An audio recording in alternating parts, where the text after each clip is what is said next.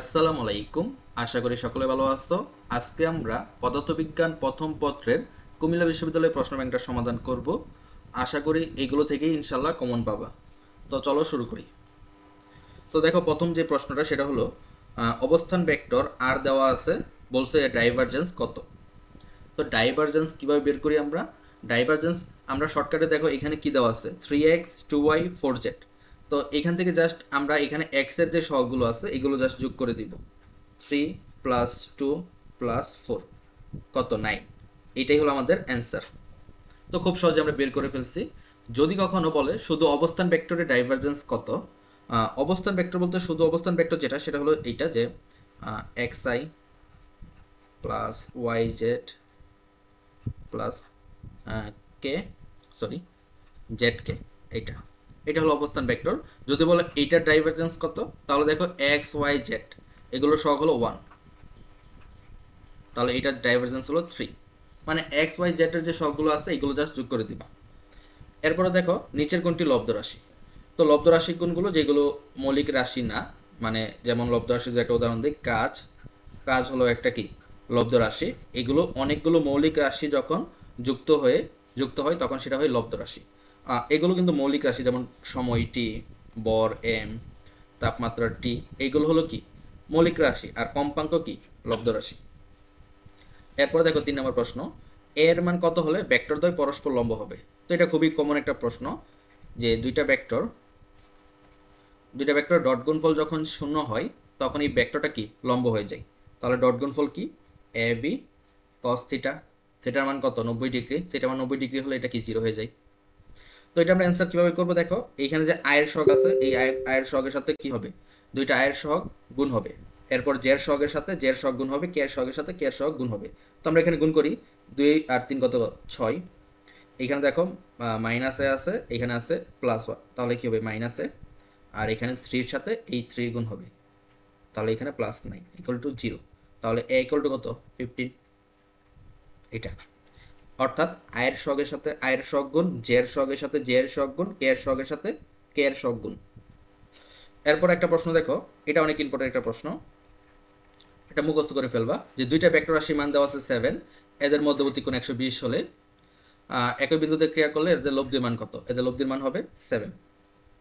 তো এটা নিয়ম কি, এটা নিয়ম হলো যে মনে করো একটা ভেক্টর হলো পি, তো আরেকটা ভেক্টরও পি, দুইটা ভেক্টর সমান হয়ে গেছে, এদের মধ্যবর্তী কোণ যদি হয় 120 ডিগ্রি, তাহলে এদের লব্ধির মানও হবে পি। তো অনেক সময় এখানে কোণের মানও জানতে চাই, অনেক সময় লব্ধির মান জানতে চাই, অনেক সময় অপর ভেক্টরের মান জানতে চাই। তাহলে এটা হলো নিয়ম, যে তিনটা ভেক্টরই হবে সেম আর মধ্যবর্তী কোণ হবে 120 ডিগ্রি। এরপর প্রশ্ন দেখো, মান 0 নয় এমন দুইটি ভেক্টরের ডট গুণফল 0 হলে ভেক্টরদ্বয় পরস্পর কি। দেখো ডট গুণফল 0 হয় কখন, যখন লম্ব হয়।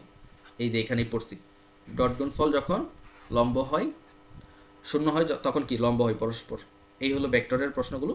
তোমরা ভেক্টরের ক্রস গুণফল দেখবা, আর ভেক্টরের লব্ধির যে সূত্র সেখান থেকে কিন্তু অনেক প্রশ্ন আসে, সর্বোচ্চ লব্ধি কোনটি, সর্বনিম্ন লব্ধি কোনটি, আর নদী নৌকার অঙ্কগুলো একটু দেখে ফেলবা। এরপর হলো নিউটন ও বলবিদ্যার প্রশ্ন। এখানে দেখলাম আমি তোমাদের তেমন ম্যাথ আসে না, জাস্ট সূত্র আসে আর থিওরি টাইপের কোশ্চেন আসে, ম্যাথ এখান থেকে আসে না।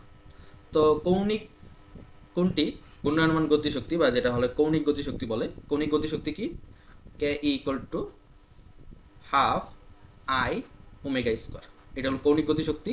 আর রৈখিক গতিশক্তি হলো হাফ এম বি স্কোয়ার। এরপরে প্রশ্নটা ইম্পর্টেন্ট, এটা ভেক্টর থেকেও আসে, এখানেও আসে। একটি লন রোলার টানা বা ঠেলার জন্য আনুভূমিকের সাথে 30 ডিগ্রি কোণে 19.6 নিউটন বল প্রয়োগ করা হয়।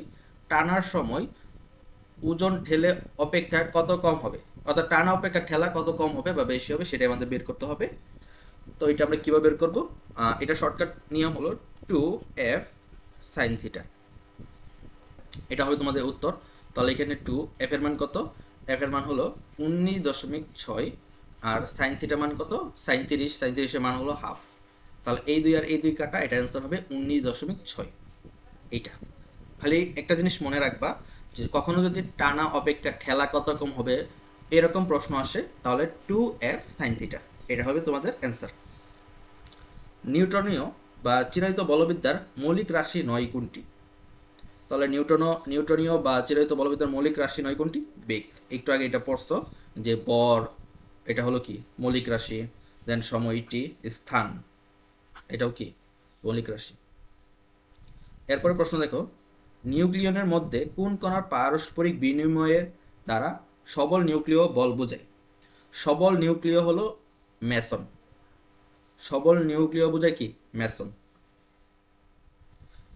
আচ্ছা, এরপরে দেখো, এইটা হলো কাজ শক্তি ক্ষমতা। তার একটা জিনিস বলে রাখি যে এখানে যে জিনিসগুলো আছে, সবল নিউক্লিয়, এরপরে দুর্বল নিউক্লিয়, সবল নিউক্লিয় আছে, দুর্বল নিউক্লিয় আছে, মহাকর্ষ বল আছে, এই যে জিনিসগুলো আছে দুর্বল এইগুলোর উদাহরণ কিন্তু তোমাদের প্রায় আসে।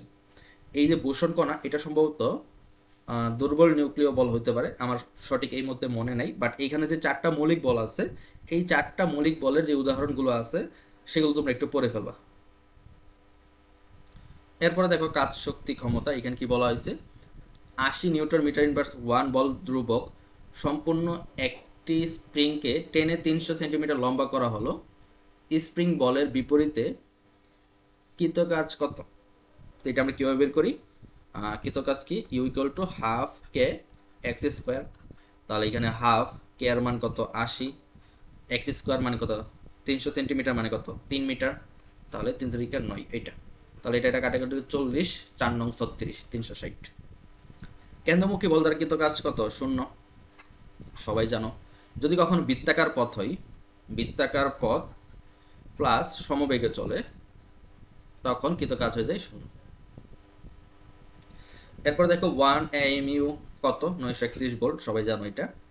একটি গুড়া ভূমি বরাবর 60 নিউটন বল প্রয়োগে একটি বস্তু 2 মিটার পার সেকেন্ড সমবেগে সরাতে পারে। 3 মিনিটে গুড়াটির কি পরিমাণ কৃত কাজ কত? তো এটা আমরা কীভাবে বের করবো? দেখো, আমরা সবাই জানি ক্ষমতা P equal to F V. তাহলে এফ এর মান কত? 60, বি এর মান কত? 2, কত এটা? 120। সরি, নিউটন কেন, ক্ষমতার একক ওয়াট। আচ্ছা, তো আমাদের তো বের করতে বলছে ক্ষমতা না, আমাদের বের করতে বলছে কাজ। কাজ কীভাবে বের করবো আমরা? ডাব্লিউ ইকুয়াল টু কি? P by T. তাহলে 120 ডিভাইডেড বাই 3 মিনিট মানে কত? 180 সেকেন্ড। এটা কাটা, এটা কাটা হলে 2/3। এটা হবে আমাদের অ্যান্সার। সময়কে সরাতে পারে 3 মিনিটে ঘোড়াটি কি পরিমাণ কাজ করবে, এটা হবে আমাদের অ্যান্সার, 2/3। ওকে। আচ্ছা, কাজের পরিমাণ সবচেয়ে বেশি হয় প্রযুক্ত বল ও সরণের মধ্যবর্তী কোণ কখন? যখন 0 হয়।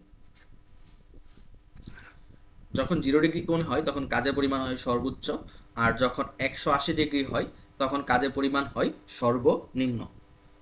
এটা হলো 180, এইখানে হয় কি সর্বনিম্ন, এখানে হয় সর্বোচ্চ। আর যখন 90 ডিগ্রি হয়, যখন 90 হয় তখন হয় কি 0। W equal to F S cos theta, এটা। তাহলে 180 ডিগ্রি হলে ঋণাত্মক হয় বা সর্বনিম্ন হয় যেটা। আচ্ছা, ধনাত্মক কাজ হলো এই অংশটুকু, 0 সহ এক্স আর 90 থেকে ছোট, এটা হলো ধনাত্মক কাজ। আর ঋণাত্মক কাজ 90 থেকে বড়, 180 থেকে ছোট বা 180, এটা হলো ঋণাত্মক কাজ। এগুলো আশা করি সবাই পারো। এরপর হলো মহাকর্ষ এবং অভিকর্ষ এই অধ্যায়। আচ্ছা, এখানে বলছে যে গাছের একটি আপেল পৃথিবীকে F1 বলে আকর্ষণ করছে, আপেল পৃথিবীকে F2 বলে আকর্ষণ করছে। তাহলে এটার কি হয়? F1 equal to F2। এই জিনিসটা একটু মনে রাখতে হবে। মনে করো পৃথিবী অনেক বড় একটা বস্তু আর আপেল একটা ছোট বস্তু, এটা যদি হয় F1, এটা যদি হয় F2, তাহলে এদের মধ্যে যদি আকর্ষণ হবে, দুইটা আকর্ষণ কি হবে? সমান হবে, অর্থাৎ F1 ইকুয়াল টু F2 হবে। একটু মনে রাখতে হবে এখানে। একটি বহিস্থির উপগ্রহের আবর্তনকাল 24 ঘন্টা। কোন স্থানে জি এর মান যদি এত হয়, তাহলে এটা কি স্থান? মেরু অঞ্চলে জি এর মান এটা। এগুলো অনেক আগের প্রশ্ন এবং বাচ্চা প্রশ্ন এগুলো। এই মুহূর্তে কিন্তু এই প্রশ্নগুলো পড়লে মনে হয় না আমার হবে, আরেকটু কঠিন প্রশ্ন করতে হবে। তোমাদের ভার্সিটি কয়ের প্রশ্নগুলো আছে সেগুলো করতে পারো। অভিকর্ষ ত্বরণ নিম্নোক্ত কোন রাশির উপর নির্ভরশীল? অভিকর্ষ যে ত্বরণ, আচ্ছা, নির্ভরশীল নয়, বরের উপর নির্ভরশীল নয়। তাহলে অভিকর্ষ ত্বরণ বরের উপর কিন্তু নির্ভরশীল নয়, এটা কিসের উপর নির্ভরশীল? উচ্চতা, অক্ষাংশ আর স্থান, এই তিনটার উপর নির্ভরশীল। আচ্ছা, অভিজ্ঞ সূত্রটা কি আমরা এভাবে বের করতে পারি, এফ ইকুয়াল টু কি G M M R square, তাহলে এফ ইকুয়াল টু কি এম জি লেখা যায়, এম জি, তখন এম এম কাটটা, তাহলে এখানে কি থাকে G equal to G M by R square, এগুলোর উপর নির্ভরশীল জি এর মান। নিচের কোনটি কেপলারের তৃতীয় সূত্র, T square equal to R cube, এটা অনেক important, T square R cube, এটা হলো কেপলারের তৃতীয় সূত্র। যেসব তরল কাচকে বেজায় না সেটা কি 90 ডিগ্রির চেয়ে বেশি হয়, শর্ট সিলেবাসের বাইরে বাট ইম্পর্টেন্ট অনেক। আয়তন গুণাঙ্কের বিপরীত রাশি কোনটি, সংনমতা, এটা আসতে পারে, এটা ইম্পর্টেন্ট অনেক। আচ্ছা, আরেকটা প্রশ্ন আসছে যে নিচের কোনটির একক নেই, এই যে প্রয়োজনের যে অনুপাত এইটার কোনো একক নেই। পীড়নের মাত্রা কোনটি, পীড়নের যে মাত্রাটা সেটা কি এইটা, এটা তোমরা বের করে নিতে পারো, পি ইকুয়াল টু কি এফ বাই এ। তো এখানে এফ এর মাত্রা যদি তুমি এর মাত্রা দ্বারা ভাগ করো তাহলে এটাই চলে আসবে, নিজে ট্রাই করে দেখতে পারো।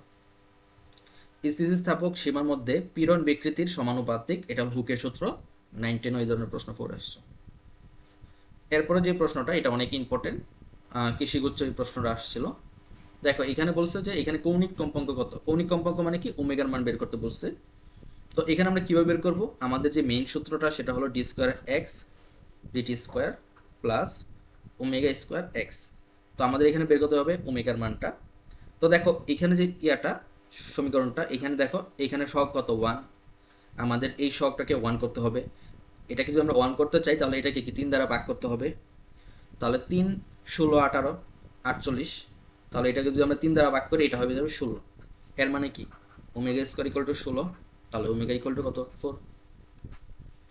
নিচের কোনটি সরল দোলন গতির বৈশিষ্ট্য নয়, ত্বরণ ও সরণ একই দিকে যায়, এটা কিন্তু সরণ দোলন গতির বৈশিষ্ট্য না। তাহলে বৈশিষ্ট্য কোনগুলো, এই যে এখানে 3টা বৈশিষ্ট্য আছে, এই 3টা মুখস্থ করে ফেলো। কোন সরল দোলকের দোলক পিণ্ডের ভর ক্রমাগত বাড়ানো হলে এর দোলনকাল অপরিবর্তিত থাকে, তো দোলনকাল কিন্তু দোলক পিণ্ডের ভরের উপর নির্ভরশীল না। আমরা জানি T equal to 2 pi root over M by G. তো এটা হলো আমাদের দোলনকালের সূত্র। এখানে দেখো অভিকর্ষ ত্বরণ জি এর উপর নির্ভরশীল আর এম এর উপর নির্ভরশীল, এই ভরটা কিন্তু দোলক পিণ্ডের ভর না, এটা কিন্তু দোলক পিণ্ডের ভর না। ওকে, শিশিরাঙ্ক বলতে কি বোঝায়, শিশিরাঙ্ক বলতে বোঝায় হলো তাপমাত্রা। একটু মনে রাখবে, অনেকেই ভুল করে জিনিসটা।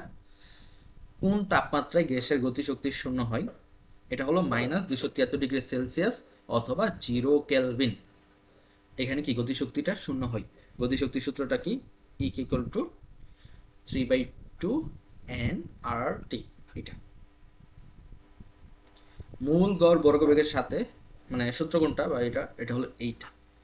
তো মূল গড় বর্গবেগের যে আরেকটা সূত্র আছে, সূত্র এখানে লিখি C ইকুয়াল টু 3RT/m, এটা দুইটা সূত্রই পড়ে ফেলবা।